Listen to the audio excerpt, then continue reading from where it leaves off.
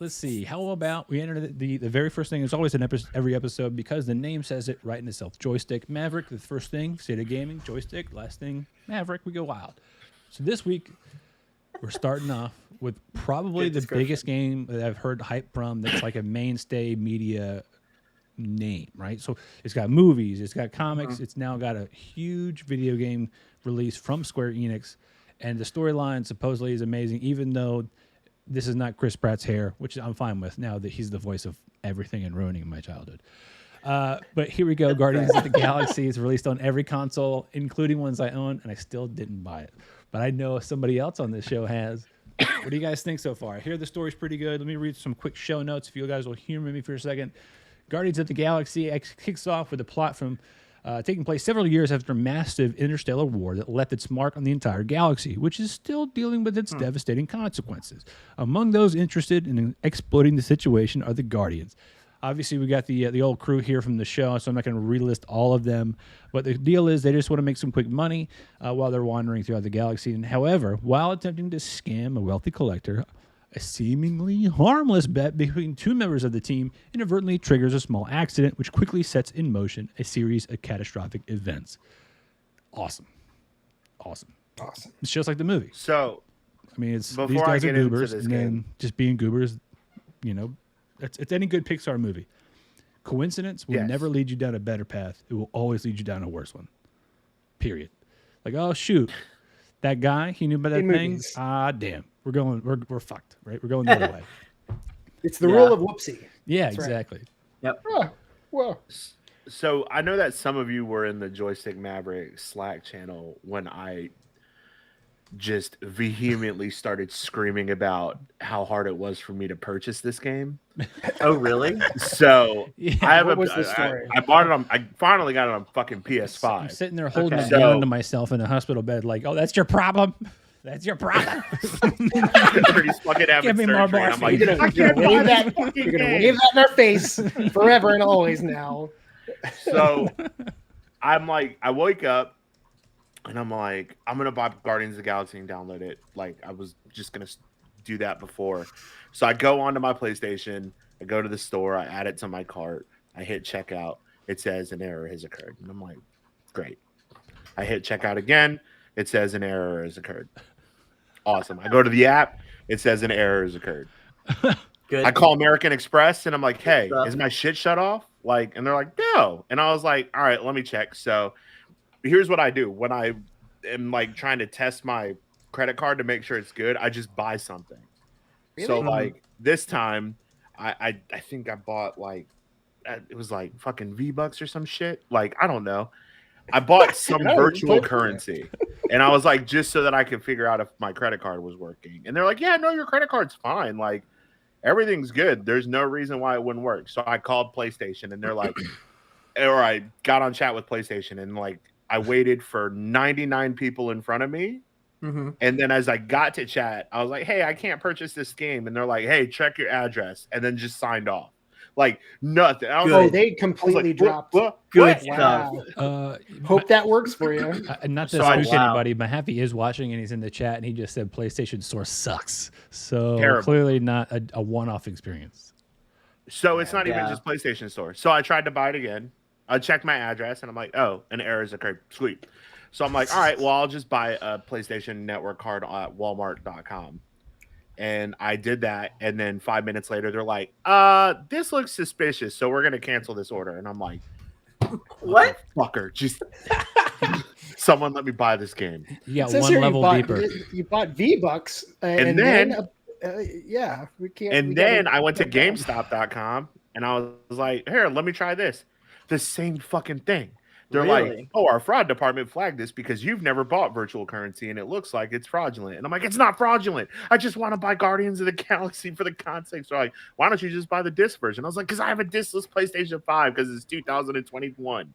For God's sakes. Yep. You're like, yeah, you only buy massive TVs that you don't even put in your house anywhere. They just sit in the background and like, why would you buy virtual currency? You want an NFT? Right. Got plenty of those. Motherfucker. So the end all be all is that this was like a whole week long ordeal. And finally I like tried it again earlier last week. and it worked, and I was like, sweet. So I downloaded it. Okay, well that's good. The game's fucking sweet. Like, so it was worth it. Like, Okay, Thank God. I had low expectations. So did I. Play Avengers is not or the Avengers game is not great. Yeah, I've heard that's not great. My only feedback on Guardians of the Galaxy was kind of what I watched when they announced it, and they did the like 15-minute thing on it for whatever game show that was. And they were just walking around in that mission, and I was like, are they gonna talk the whole game? Are they just gonna sit there and talk shit to each other the whole time I play this game? Because I don't want that. That's annoying as fuck. Like the characters the just whole throw puns at each minutes other. They're just like, "Hey, you look stupid." Well, you're still tall, and like, "Oh, well, you're a like raccoon." the whole 15 minutes was just all of the rest of the characters besides who you were playing, just talking shit to each other. And So I was just like, a lot of banter? chit chat in the game. yeah, Now I'm only 2 hours into the game. okay. There's a lot of chit chat into the game. I would. I love think to know if, that like, how might turn me went, off a though. little bit.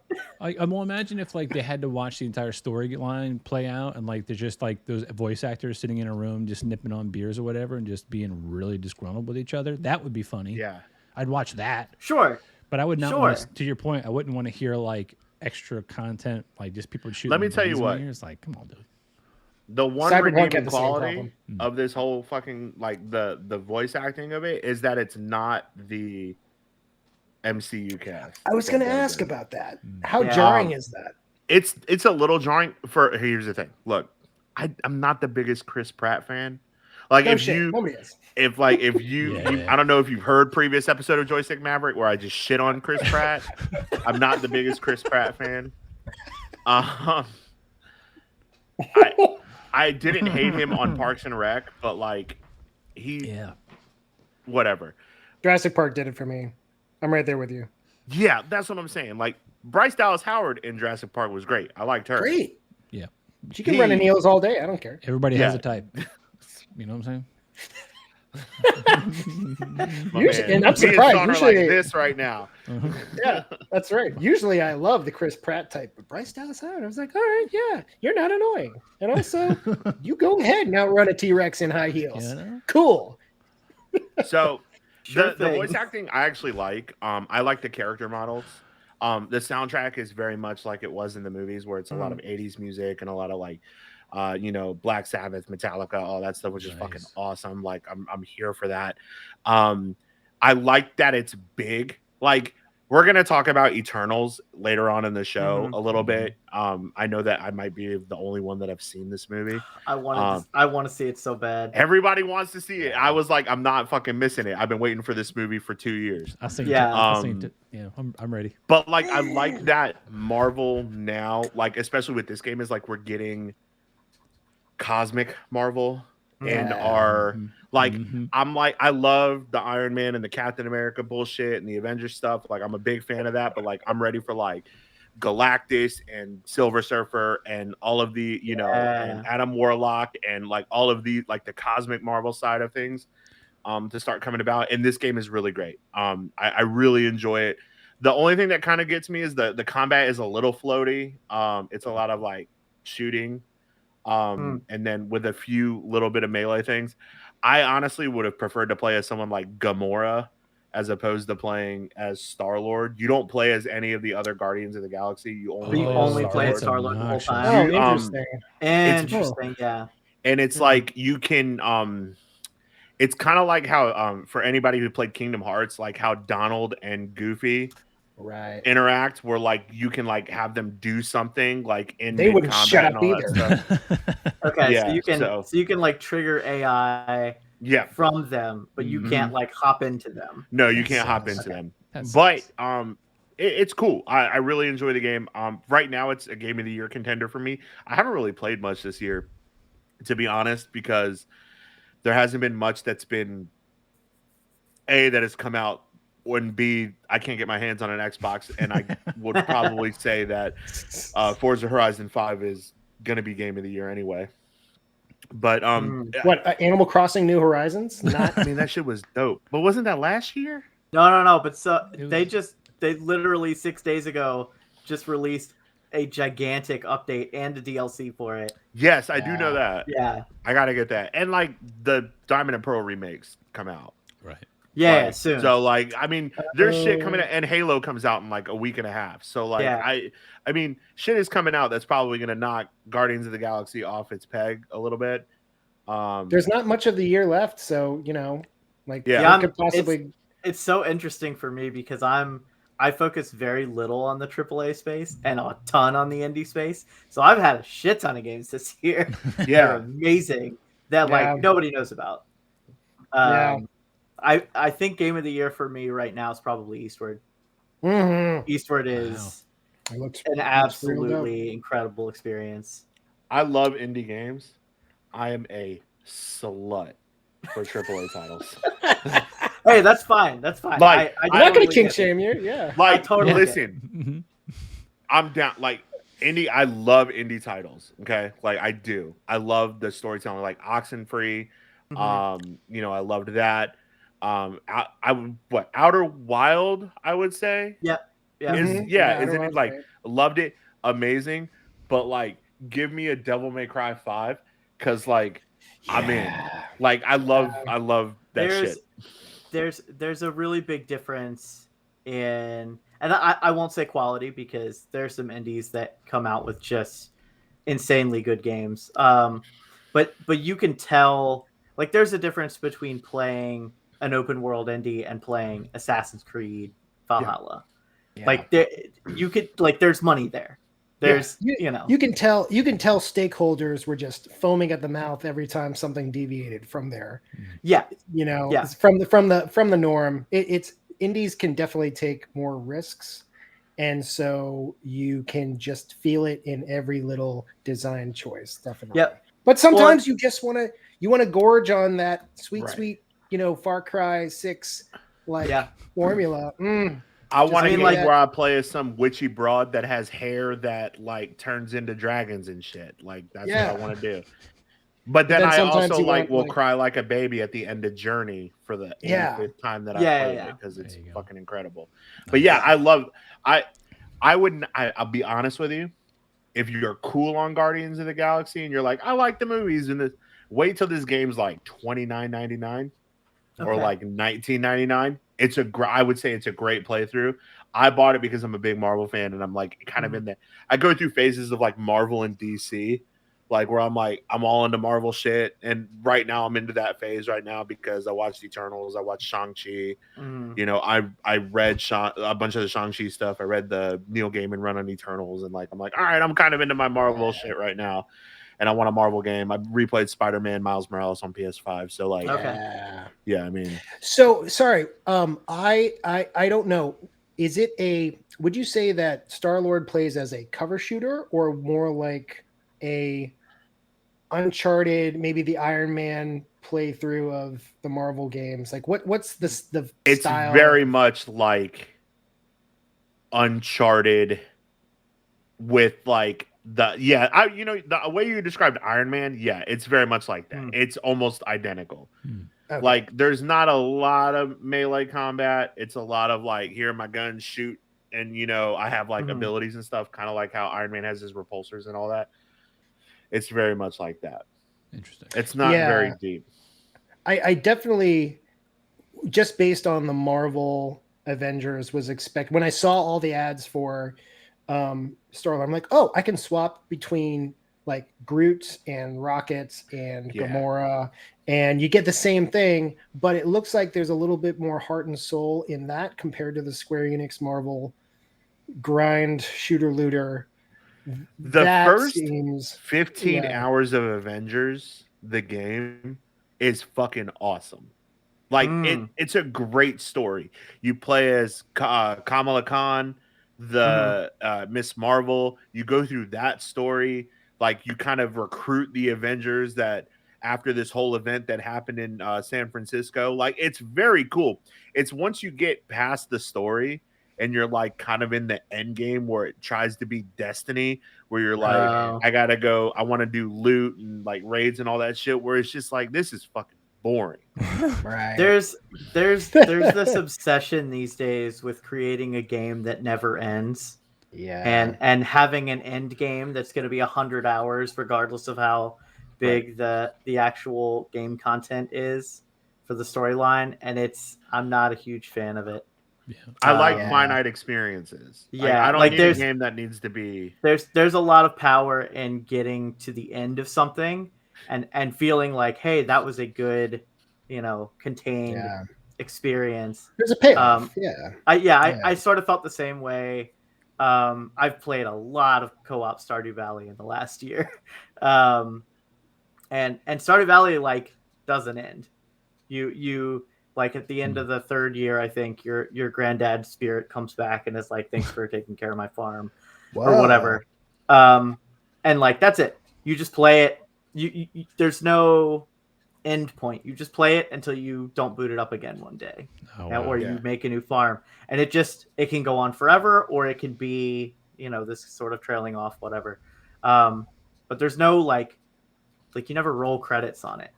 Yeah, and it's a weird experience because there's an end game for sure, and there are things that you have to do sort of linearly, and and you can get to the point where there's really nothing else for you to do, but the game doesn't end. It's still just a farm sim at the core, and so you can just continue to farm forever and ever. And so we've gone through 2 whole 4-player co-op farms now, and we were just like, well, all right, that's another farm done. We'll just put that down. It's exciting to probably explore the different things you can make. And I've watched Stardew Star Crew with you and the team. And I played Stardew Valley up to a point on my Switch, but the base game before all of the big DLCs and expansions. And so watching you play through it with everybody is really fascinating because you see the teamwork and all the things that you can create with not just mods, but also all of the things I never knew the game had to offer. But it definitely seemed like it definitely seems like it's ad nauseum, never ending. And that's not why you play Stardew Valley. You play almost for I joke. I would never let my wife see me playing Stardew Valley because I have enough problems doing chores at home. And if she sees me running chores digitally, don't you have a garden in the back that's crazy outgrown? That's it'd be like her walking in on you playing the game Unpacking, like you just moved into a house. Let's play Unpacking. Yeah. Or playing Power Washer Simulator or houseflipper.com. It's you won't even fix stuff in the real world. It's but I'm getting points from this. It makes me feel good. It's really awesome to see, but I can totally see how Stardew Valley is not there solely for the final story, and having an endpoint is really a really important thing for a project to feel finished, to feel satisfying. Yeah. Speaking of Mike said, finished, we're 31 endings are minutes hard into this topic, and we're still talking about Guardians of the Galaxy. 15 hours of gameplay. I was told earlier that the next topic, the first hour is intriguing, and then in hour 5 there's a twist. And we haven't even wrapped up the first topic of this episode. Mahaffey did mention that in Guardians you can turn off licensed music and then get instead royalty-free music. He also said, but endings are hard to land and don't make as much money. To which case in point, Mass Effect 3. But we won't talk about that. Case in point, Game of Thrones, the TV show. It's not hard. It's not hard, but if you don't try, really big asterisks there for a couple of those projects. Support. I will reserve my endings are hard to land comment for a later segment. I know what you're talking about.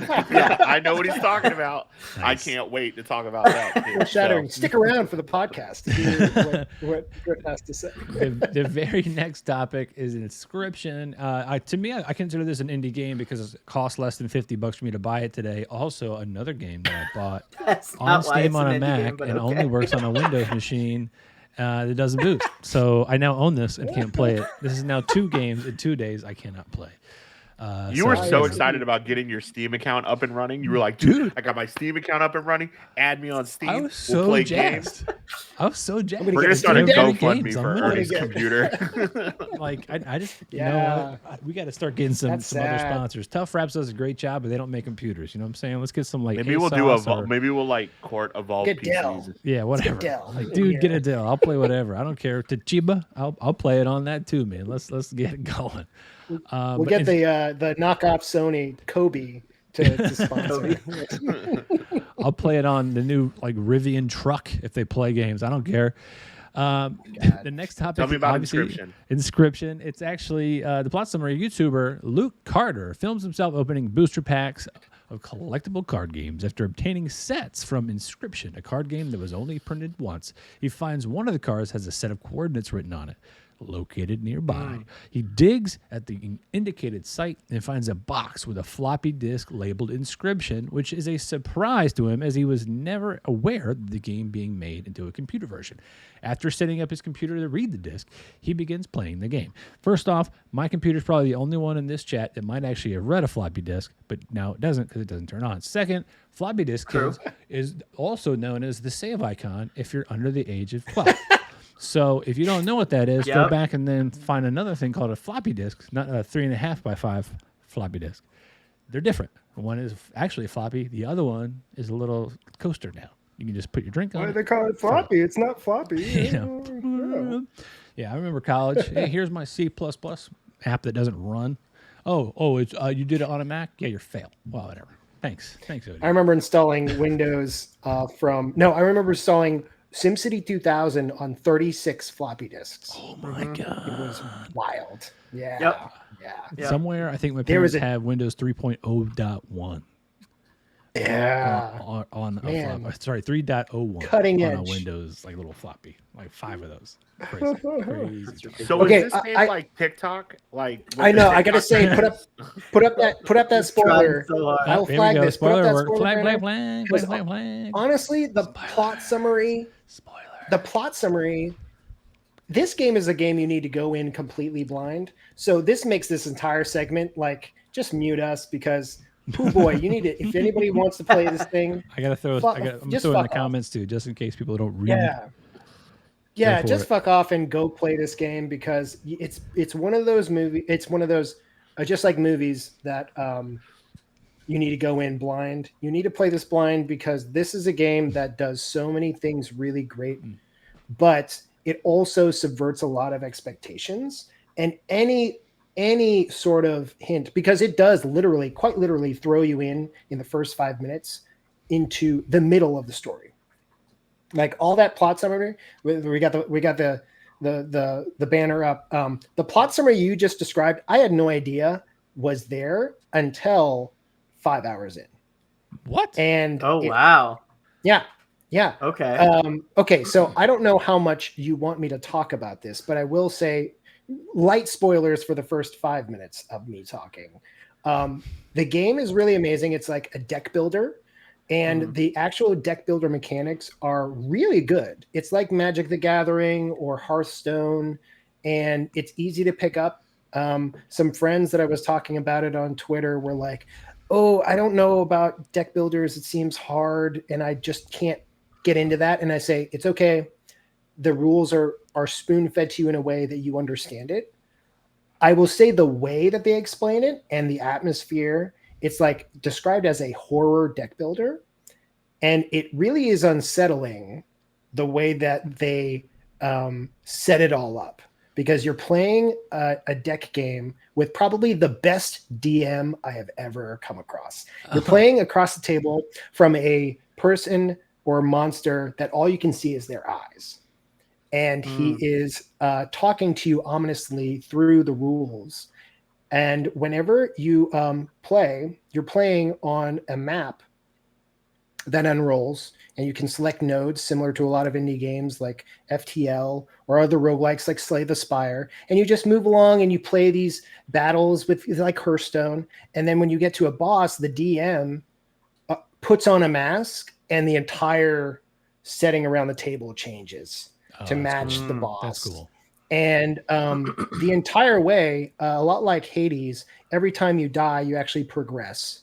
And the way that you die is really interesting.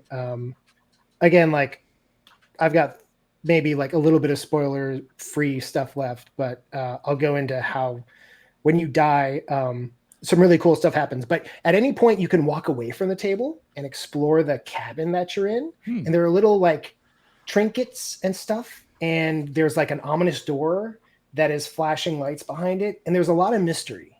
So you're already thrust into the middle of no story, no context. You're playing a game that you're kind of used to if you play indie games, which is like a card roguelike deck builder, but in any way you can break away from it. It's almost like breaking the fourth wall. And there are a lot of those moments where it's breaking the fourth wall, and a big one 5 hours in. So anyway, that's like spoiler free.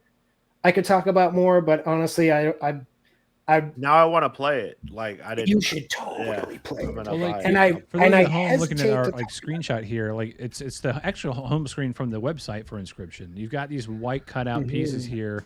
They were definitely clickable in the game. We just talked about the floppy disk. It could be floppy disk in the upper right hand corner. We're seeing that are kind of like sticky tape to this definitely cathode ray tube monitor. That's definitely a floppy disk reader on the right hand side. There's teeth just chilling by the computer monitor in this shot as well, and it's very like even the mouse itself's got the old school 3 buttons versus like the standard 2 or none if you're a Magic Mouse user.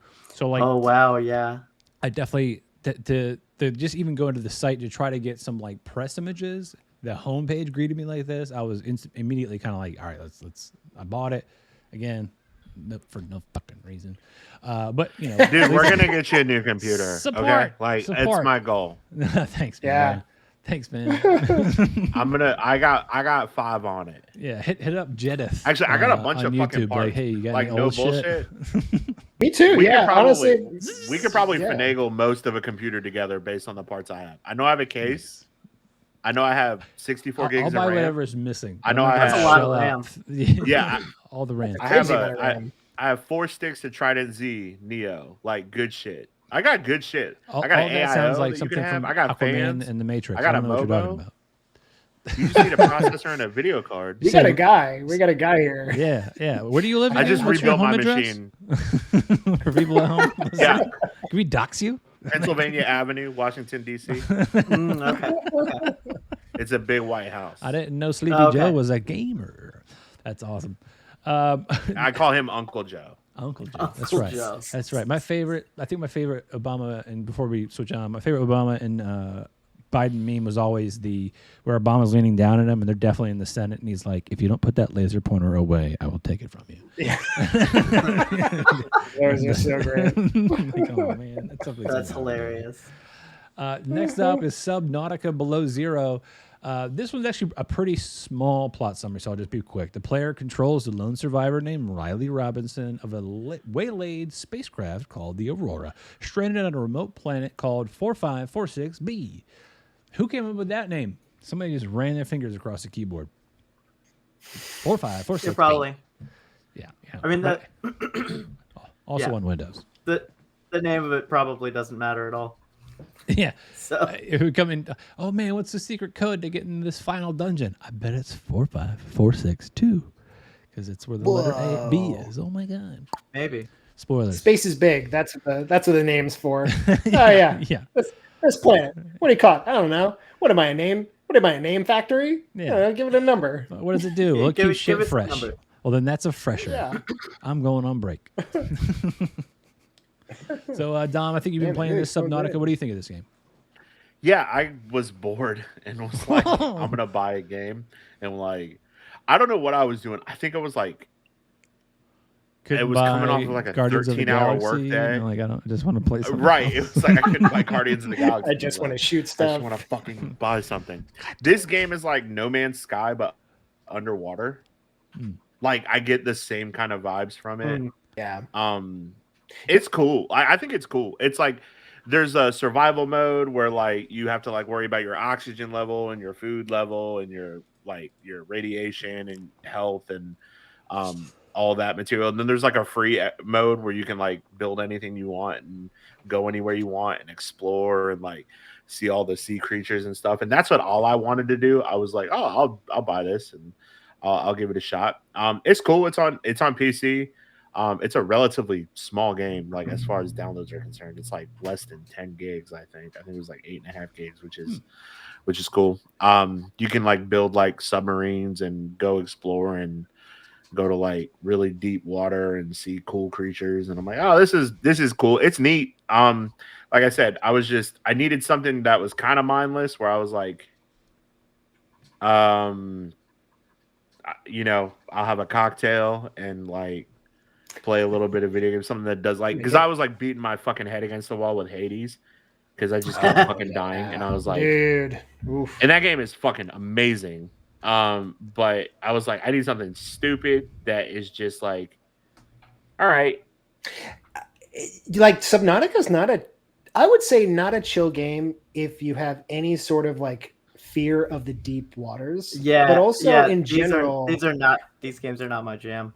I can't do it. Did you play the first one, Dom? Or yeah, no, I played the first one. Yeah. Oh, okay. Yeah. This isn't like VR. This is just straight up normal gameplay, keyboard, mouse, controller, right? Yeah, okay. They do it. Subnautica has a VR component. There's I have a Rift S. I think that's the VR headset. Is that at 1001 Pennsylvania Avenue? It's been in the cabinet for fucking 8-9 months. I've used it to play Beat Saber one time, and I was like, and then I played Half-Life Alyx, and I'm like, this is cool, but I like to sit down and play video games. So. I gotta stand. I gotta crouch. Oh, that's why you get. I gotta swim in Subnautica. Chair, no way. Right. It's cool though. The Subnautica is cool. I think it's cool. Like if you're like what Sean was saying and what Justin alluded to, if you're not a fan of the deep ocean, this is not the game for you. Because there is some thalassophobia triggers in it, especially being, a couple thousand meters deep in the ocean and then having a giant Leviathan style creature attack you from, the darkness and all that stuff. It's cool. I love the spoiler banner up for people watching. No big deal. It's not a. I think that's always like a present threat, though. Like you'll be in both games, you'll be at some point where, I'm just going to go to this place that there's a very deep chasm below me, and you could just stare into the void, and the void stares back, and suddenly, rawr, something like comes from left field, and it could be a little blow up. Like it could be a little pufferfish that blows up, and that's still just as scary as the giant Titan like monster that will also come and bite you. And the threat is always there. I don't think that's a spoiler. That's like probably the main reason half of the people plays that it's almost a horror game. And then the other half, like a nice chill building sim. That's me. And they're woefully, that was me. I was like, oh, this is kind of cool. It's like No Man's Sky underwater. Yeah. Like, I thought that was cool. Because what I do is I'll put on like Microsoft Flight Simulator while I work. And I'll have I'll do like a flight from like Nepal to like Tokyo. Nice. So you could fly over it and be like, oh, this is kind of cool and all that stuff. And I just wanted a chill game where I could build stuff underwater. I didn't realize it had such a cult following where people are like, this is real scary. I don't like flying over water as a person. Because like if the plane goes down, I don't want to be in a Castaway style situation where I'm just in the middle of the fucking ocean. I want to find like a I want to be over a mountain and base, just if it goes down, there's no shot of me. I want to enter 5 numbers in a row to keep the shit from blowing up like the whole night. Put a hazmat suit on me for years. I could give a shit. It's honestly, it's my biggest dream if we go down. It's why even when I travel, I randomly I travel with dream. Okay. Well, yeah. Well, if we're gonna go down, at least have cool dreams go down. So even when I travel, I always travel with a battery pack, but it's also got solar charging on it. It's just in case, because guess who's gonna have light? This guy's gonna have light, but everybody else. That's smart in general. Ernie, you just Yeah. spent a month in the hospital. What makes you fucking think you're going to be able to fucking survive in the Dude, wilderness? I spent a month in the He hospital. didn't die in the hospital. That's why I'm He afraid didn't of die in the everything hospital. He's a now. survivor. I wasn't prepared for the hospital. That's why I was there. Now I'm prepared for Dharma Initiative type islands. Now You you're never know. prepared for crashing in the ocean. Yeah, yeah. This season on Lost, it's me and John Locke, and we're living the life. You know what I'm saying? The other thing about He used to come Subnautica- into our old job. Yes, he did. Do you know that? Yes, he did. He used to come to our old That job. actor used to come into the Apple Store in Norfolk. Huh. He lives in Tidewater. Nicest guy. Interesting. Yeah. Yeah. But one of the things I wanted to mention before we move on, the reason that you're right, the reason that Leviathan should not have been a spoiler is because we learned everything from the Phantom Menace we need to know about the deep water is that there's always a bigger fish. So shouldn't have been Shout out to a Liam big Neeson. surprise, you know.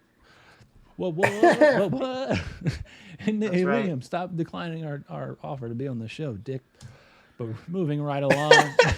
Hey, Blizzard's back on our show. We took a Ah. 5-week break, and still Blizzard's back Blizzard. on our show. You were By on the way, such a good. This is like reset the clock. 90 days since last bullshit. Yeah, it's like was it Man of Steel where like they fly into that sign and it's like 400 days since last accident, and then they fly into the sign and it's like 0 days since last accident. This isn't an accident, but Oh, yeah, she it definitely still is stands. leaving on fucking purpose. Jen True. Oneal, Yeah. who just became the co-lead of Blizzard Activision 3 months ago, is actually departing at the end of the year. Right now, she's moving out of her co-lead role, and this is her statement that she gave. She said, "I want you to hear from me personally that I have made. I can't really do a high-pitched voice these days, so I'm going to keep it normal. I don't want to offend. But personally, that I Good have plan. made the decision to step away from co-leading Blizzard Entertainment and will transition to a new position before departing ABK." Activision Blizzard King at the end of the year. I am doing this not because I am without hope for Blizzard. Quite the opposite. I'm inspired by the It's nice passion to of have everyone hope. here, working towards meaningful, lasting change with their whole hearts. This energy has inspired me to step out and explore how I can do more to have games and diversity intersect and hopefully make a broader industry impact that will benefit Blizzard and other studios as well. God, I bet the PR department of Blizzard was high-fiving the fuck Yeah, dude. out Yeah, of dude. themselves. You Um, could have. She probably said all that. There was probably a lot of air quotes that they were like, "Let's just remove those," and bam, easy, done. This Oh. energy has inspired me. Yeah. Here's my quick take on that. Yeah. Obviously I don't know her. I don't know anyone. I know like 2 people who work at Blizzard, but I don't know anyone meaningful at Blizzard. Everybody's meaningful at Blizzard, man. Stay I- woke, bro. Rip Stay those- woke. Rip those 2 people you know that work at Blizzard. Yeah, That's out not 'em. what I mean. Dox them. Dox them. Actually, I think one of them left. Anyway, Yeah. so my quick take on this is, she probably was inspired. That's probably a Fair truthful enough. statement that she's inspired to do more.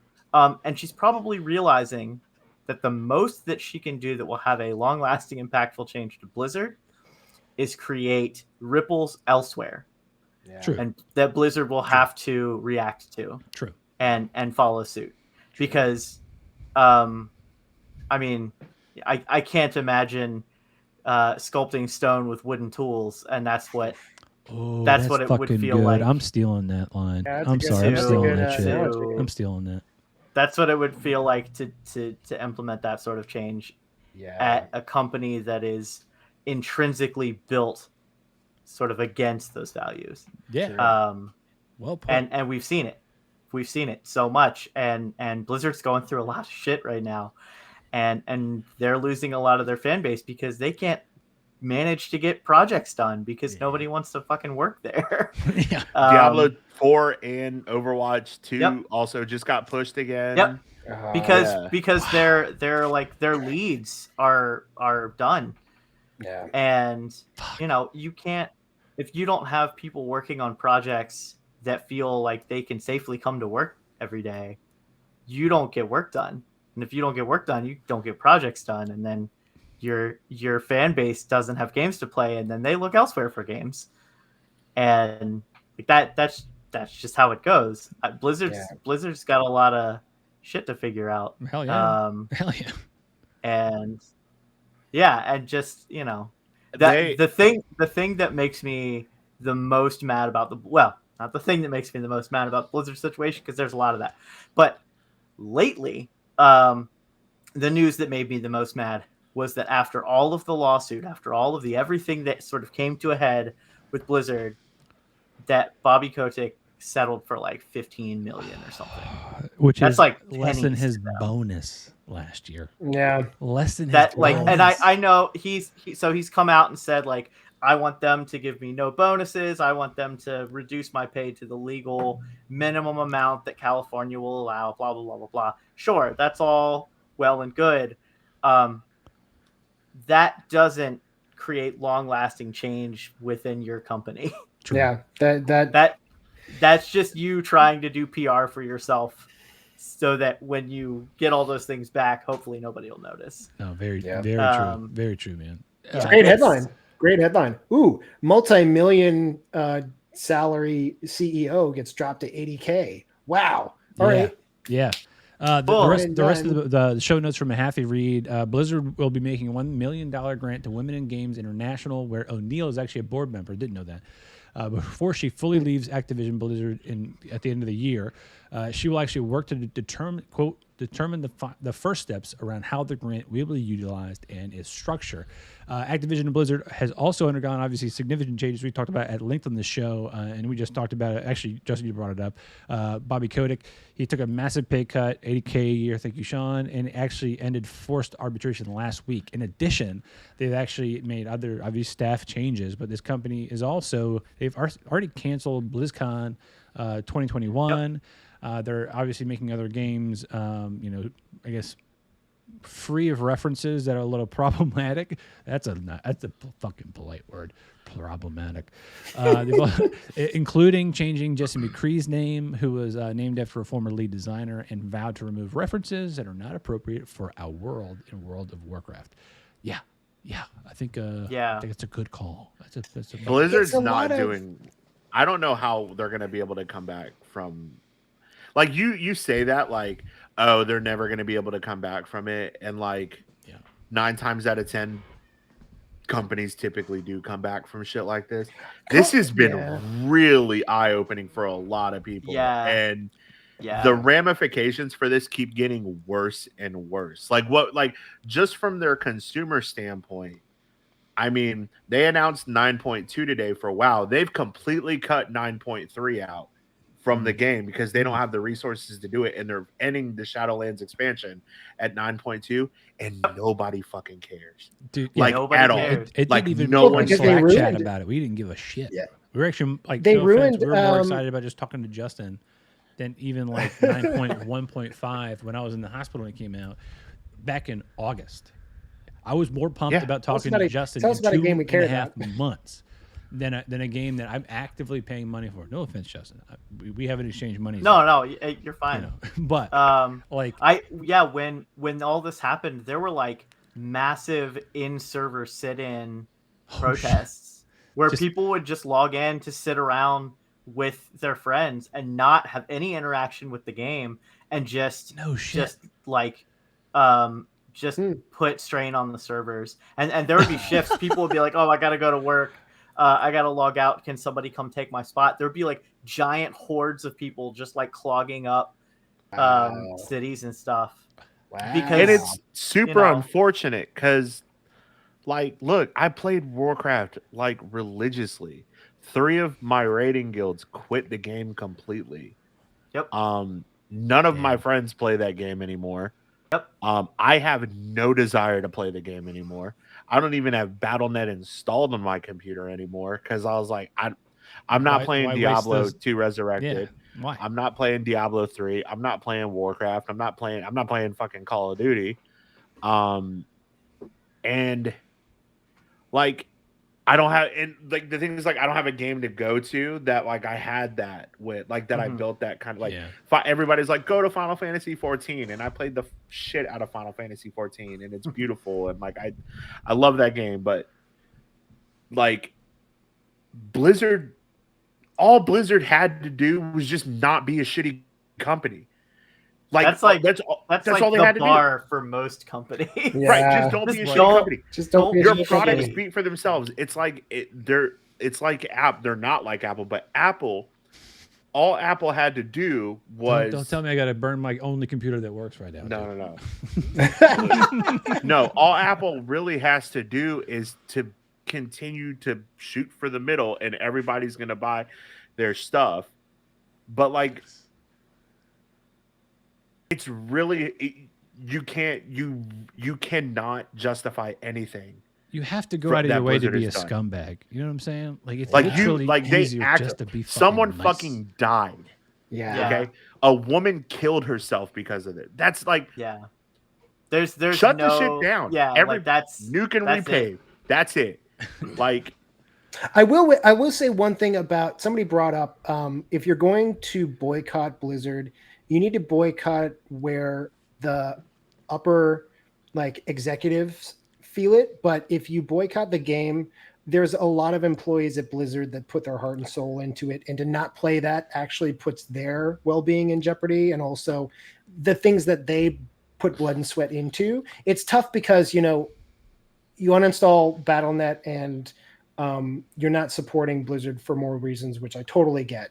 But there is something to be said about like Diablo 2, the remake was amazing, and it took teams of people that we should show appreciation to that had nothing to do with all of that. It's so tough, but because how do you really target only the executives and the middle management that are making those bad people? Because it's easy and it's easy to be it's actually very easy to be a shitty company. It takes a consistent effort to have a consistent like culture of positivity and a lack of toxicness to be a good company.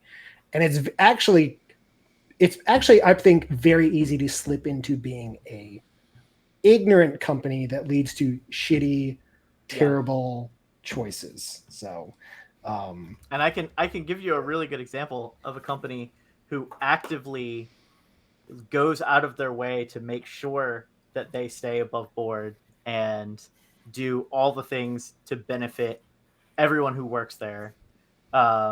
If we want to pivot to that, we don't have to pivot that. No. I have to know. You can't leave me hanging. Oh, well, it's Supergiant, obviously. Oh yes. Oh my God, Supergiant. Hell yeah. Supergiant is class acts.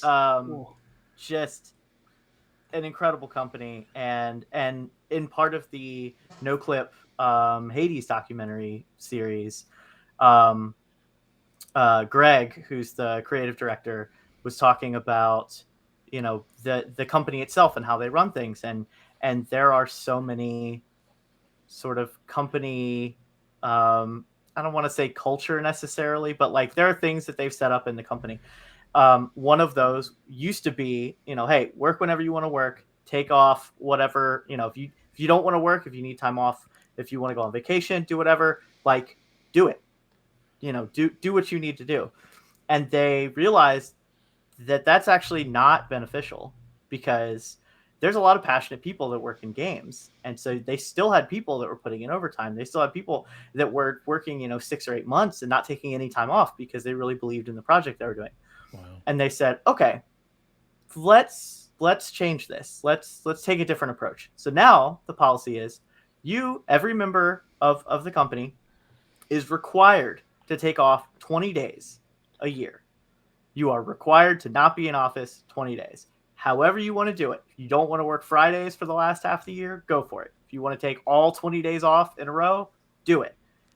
Totally up to you. But you have to be out of work 20 days a year. And it forces people to plan vacations. It forces people to plan around, okay, I'm really involved in what I'm doing, but I have to take these 20 days. So let me think about how I want to work that into my schedule. And there's all these other things that they put into place where it just sort of it helps prevent people from slipping into that like toxic crunch game development culture. One of the other things is like no work communications after 5 on a Friday. If you want to work all weekend and be really passionate about something and just dig into it all night, go for it. Don't pull other people into it. because you're going to get other people excited, and they're going to work all weekend, and they're going to be burnt out by Monday. Like, do the things that you want to do, and if that's how you want to work, then go for it. But try to keep it concise to you.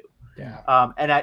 They're really brilliant ideas, and the quality comes through. Like what you were saying before is like technically not an indie game, but a small team. I mean, you compare it to AAA, but the quality of Hades is just I think the term is sort of triple I. Like they're sort of at the top level of indie. Not to be confused with the Triple Lindy from Back to School with Rodney Dangerfield. Oh jeez. Deep cuts. But yeah, I mean, Hades won like 50 Game of the Year awards. Yeah. And like just absolutely was a global phenomenon from a team of it's a great game. 17 people. Yeah, like under 20. It's unheard of. Yeah. That's fucking amazing. The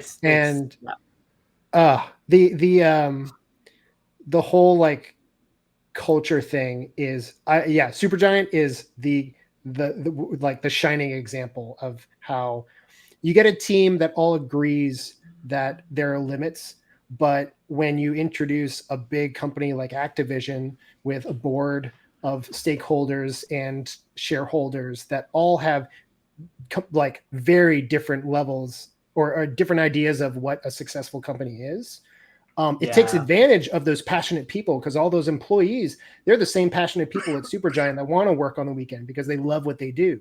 But you've got shitty people that take advantage of that. But luckily at Supergiant, you've got people in control that see the problem of in the games industry, game development industry, where you have all these people that are they're workaholics, but others they're passionate about it and say, no, let's put limits on it, because it will only benefit us in the long run. Yep. And it'll only mean like employee retention is something that you don't think of coming out of college because you're hungry. Yeah. But very quickly. You certainly don't think of it when you're say we can just hire 300 more freelancers to get over this next DLC, and it creates a vicious cycle. Well, and Supergiant has, I think there were 7 people originally who worked on Bastion, and I'm pretty sure all 7 are still there. Like the whole original crew is still there. Gen Z still the art director, Darren Korb still the audio director. Like they are still the core of that whole company, and it's kind of unheard of. I definitely am envious of the people that work there. Maybe they are hiring. We don't know. Just kidding. They hire every once in a while. You guys are class acts. I'm sticking around for a while. You have to kick me the fuck out. Mike, whatever actually just said, I'd love to see a company offer time and a half for PTO. Now that's out of the box thinking. Let's go double. Let's double down. Double pay. Make me want to go on vacation. Double dip? Because I just want to, not do shit for several days. Could you imagine? Like, I'm a little hungover. Sunday was a great day. Just got Sunday fun day, and then Monday double time. Let's extend that. Yeah, people are going to become alcoholics real quick. But moving right along. You mean you're not already? Well, come on, man. Well, I can't be anymore. Unfortunately, that's just not in the CADs. According to the physician. I'll drink enough for both of us. Thanks, don't worry about it. I appreciate you.